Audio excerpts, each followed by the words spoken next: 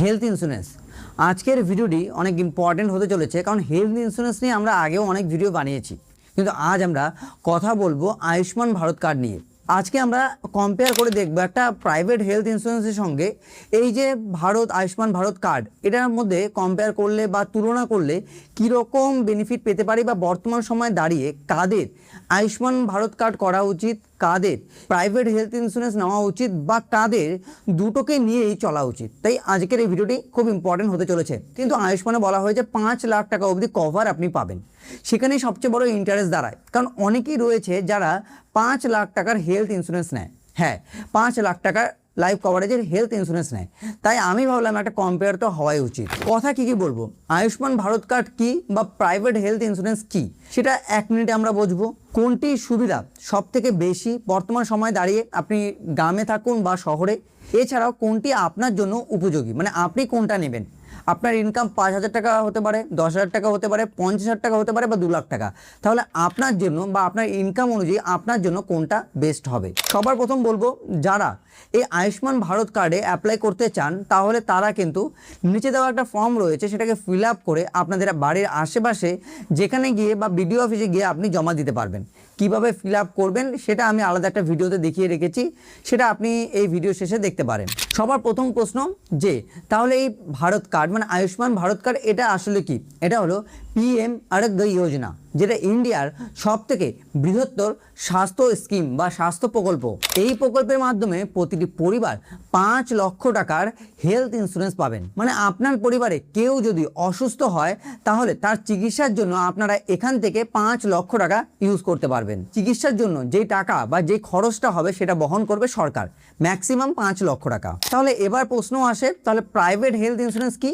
যেখানে আপনি আপনার মতো ক্রাইটেরিয়া সেট করতে পারবেন। আপনার পরিবারের কারো যদি কিছু হয়, সেটা 5 লক্ষ টাকায় মিটবে কিনা সেটা আপনি জানেন না, সেটা 10 লক্ষ টাকাও লাগতে পারে, 7 লক্ষ টাকাও লাগতে পারে, আবার 15 লক্ষ টাকাও লাগতে পারে। তাহলে এখানে ব্যাপারটা সেখানে সেই হিসেবে অ্যামাউন্ট ফিক্সড হবে। যদি আপনি 5 লক্ষ টাকার স্বাস্থ্য বিমা নেন, তাহলে আপনাকে কম পয়সা দিতে হবে বছরে।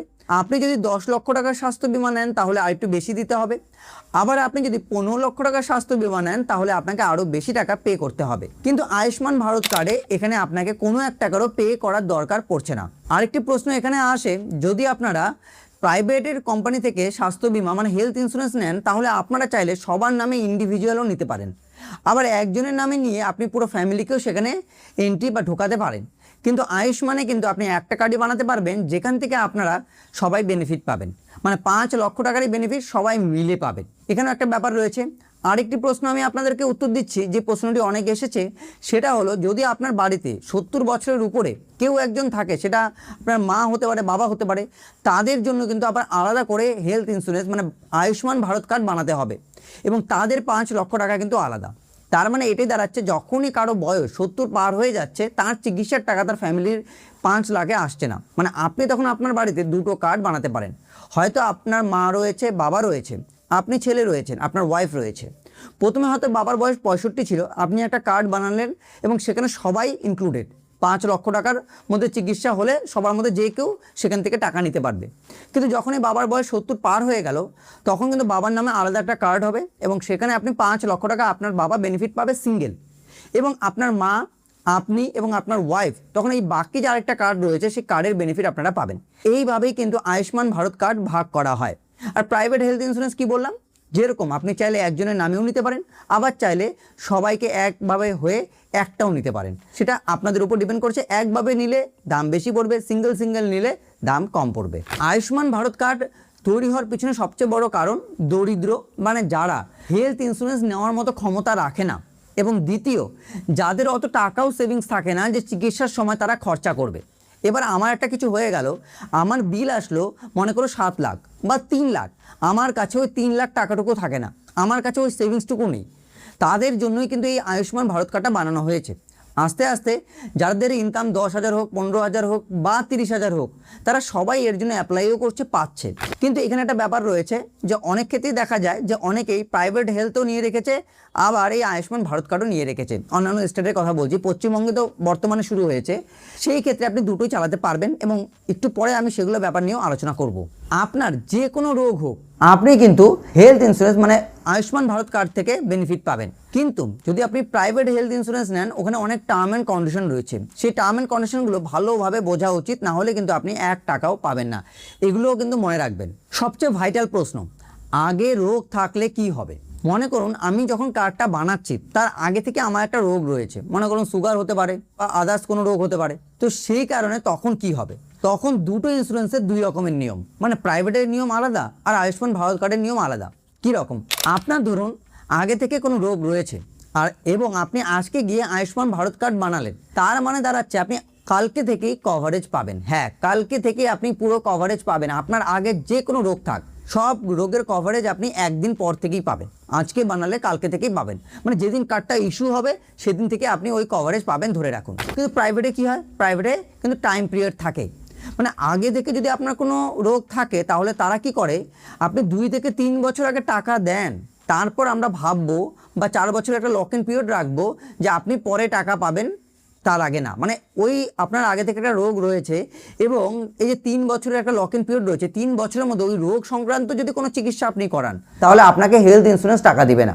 ওই 3 বছর লক ইন পিরিয়ড যখন শেষ হবে তারপর যদি চিকিৎসা করান তাহলে আপনাকে সেখান থেকে প্রাইভেট যে হেলথ ইন্স্যুরেন্সগুলো রয়েছে তারা টাকা দিবে। এবার প্রাইভেট বলতে অনেক রয়েছে, যেরকম এইচডিএফসি আর্গো রয়েছে, আদিত্য বিড়লা রয়েছে, নিভা বুপা রয়েছে, কেয়ার রয়েছে, অনেক রয়েছে। সবারই কিন্তু টার্ম অ্যান্ড কন্ডিশন এরকম থাকে, কারো 4 বছর, কারো 2 বছর, কারো 3 বছর। এবার একটা প্রশ্ন আসে যে তাহলে কভারেজ কত নেওয়া উচিত? দেখুন আয়ুষ্মান ভারত কার্ড হলে তো কভারেজ আপনি 5 লাখ টাকারই পাবেন, কিন্তু যদি আপনি প্রাইভেট হেলথ ইন্স্যুরেন্সে যান তাহলে আপনি কত টাকা দিচ্ছেন তার উপরে আপনার কভারেজ হবে। আপনার বয়স অনুযায়ী হয়তো প্রিমিয়াম দাঁড়িয়েছে 12,000, 5 লক্ষ টাকারটা, 10 লক্ষ টাকারটা হয়তো 20,000 দাঁড়াচ্ছে। তো সেই রকমভাবেই কিন্তু আপডেট হবে।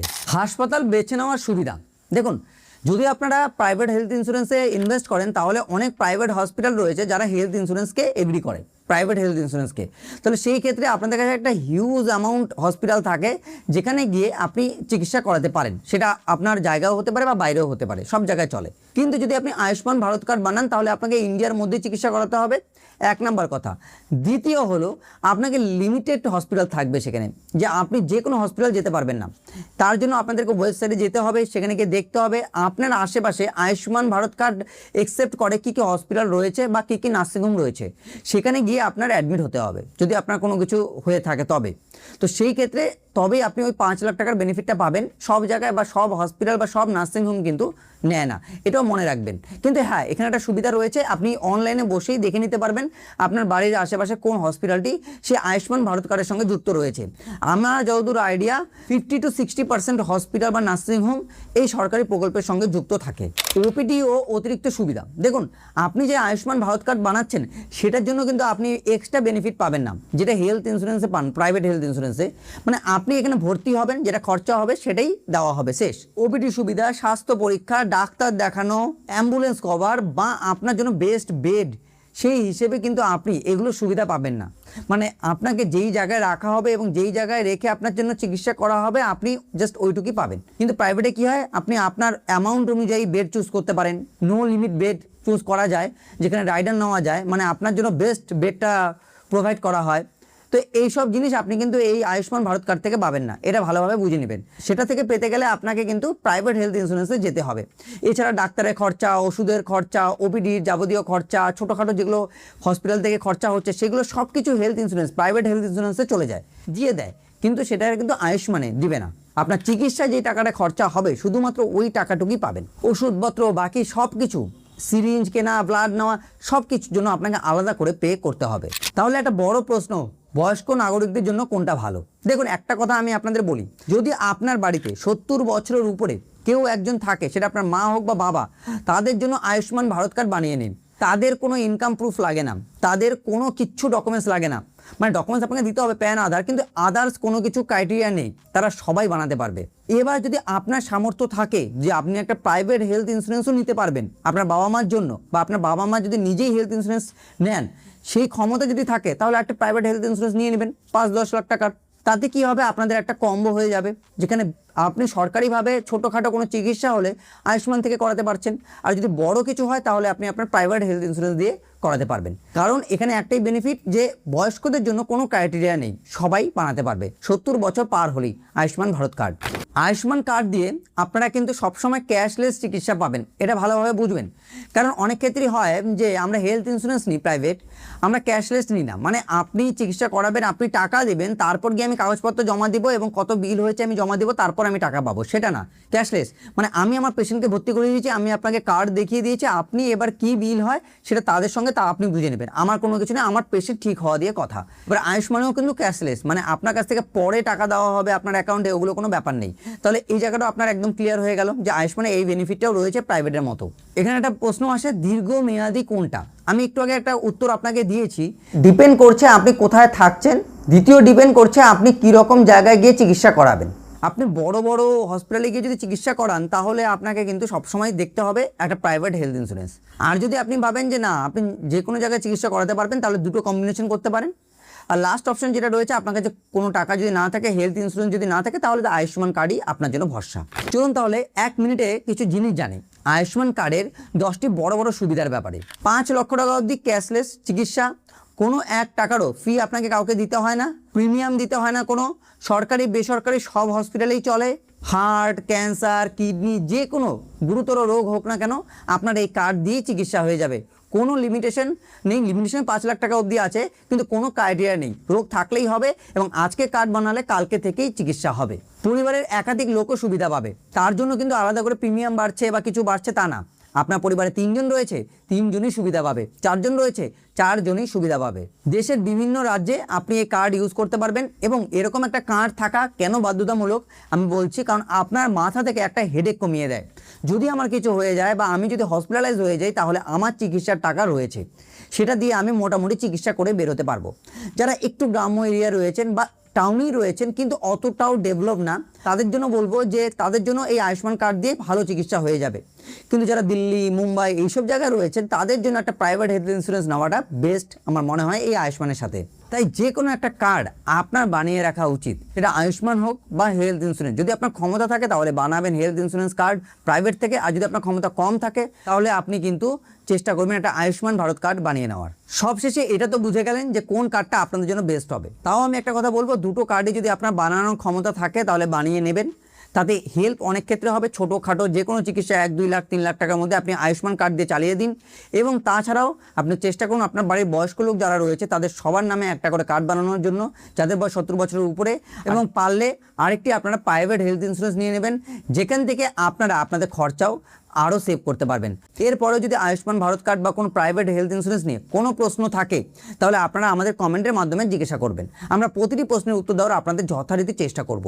যদি ভিডিওটি আপনাদের একটু হেল্পফুল লেগে থাকে বা কীভাবে ফর্ম ফিল আপ করবেন, কোথায় ফর্ম পাবেন, সব কিছু নিয়ে আমরা কিন্তু ভিডিও নিয়ে আসি বা ভিডিও নিয়ে আসা হয়েছে, সেগুলো একবার ডেসক্রিপশনে বক্সে গিয়ে দেখে নেবেন। তো কেমন লাগলো আজকের এই ভিডিওটি কমেন্টে জানাতে ভুলবেন না, আর কোনো কিছু ইনফরমেশন দরকার থাকলে সেটাও জিজ্ঞাসা করতে ভুলবেন না।